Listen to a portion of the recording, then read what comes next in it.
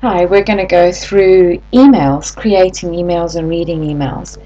The email icon is this little letterbox we've got here, and the little red and the number 12 tells me that I've got 12 unread emails in my inbox.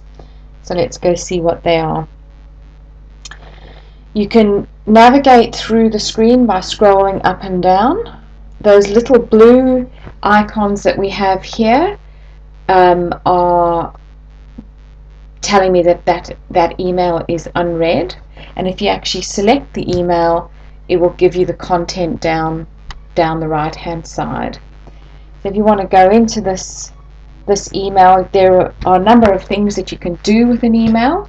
You can flag it. So if I flag that, I can flag this email. What that does, you can notice this orange flag has come here. It is now highlighted that I've got this flagged, and I've got a special folder here that shows me my flagged items. So it's just one way of sorting out things. The other things that I can do is I can move this individual email using this icon. So if I move that, I can move it to my trash folder, and then this email is no longer there. I can also delete an email by pressing the trash can, and that sends it straight to the deleted items. The next icon is the action icon using the arrow, and I've got an option to reply, forward, or print the email. Now, because the email is only from John to me, I've only got the option to reply. If I went and selected one that had multiple people on it, if I'll just go and find one, here you go. Oh no, that's just got 2 people. Okay, here's one with multiple people. If I click the arrow, you'll see I've got the option to reply all. And the difference is reply just goes to the person that sent it to you. Reply all goes to everybody on the email. Forward creates a new email but with the content of your existing email. So if you want to send an attachment, you've always got to, if you want to forward on the attachment in the email, you've always got to use the forward button. And then the next icon, that's to create an email.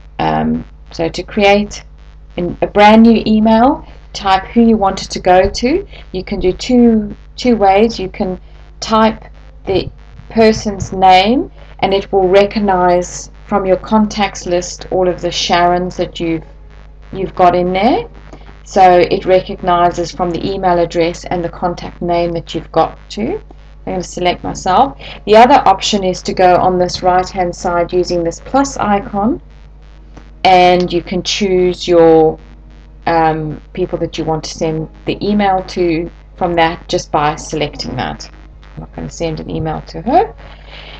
You can also carbon copy and blind carbon copy if you just put your finger over this CC and BCC button, and you can do exactly the same thing, put someone in a CC or a BCC field. The difference between CC and BCC is one is blind. So any names that you put in the blind copy, so if I was sending an email to Sue Ellen and I blind copied Carolyn, then Sue Ellen wouldn't know that Carolyn got the email. But Carolyn in the blind copy could see that I sent the email to Sue Ellen.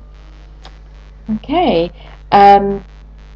Subject, that's just normal, whatever your subject of your email is, and in here you can type in email. Let's say, for example, I did a typing error. It will automatically correct.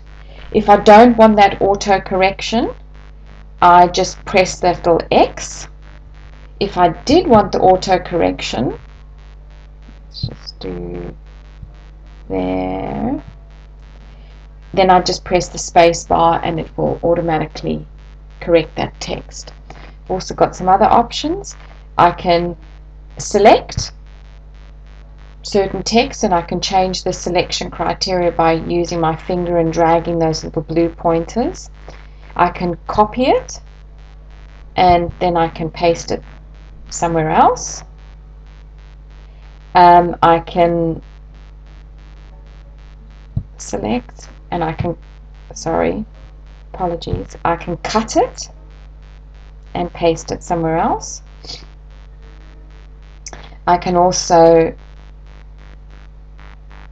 insert a photo or a video. I want to insert a photo, sorry. And let me just show you, select some text. So I can select that text and I get a formatting icon, and I can choose to bold, italics or underline.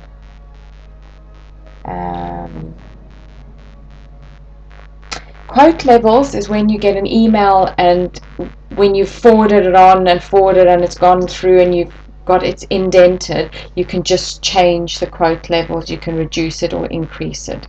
So, beg your pardon, so if I increase the quote levels of this, it's just going to move it in.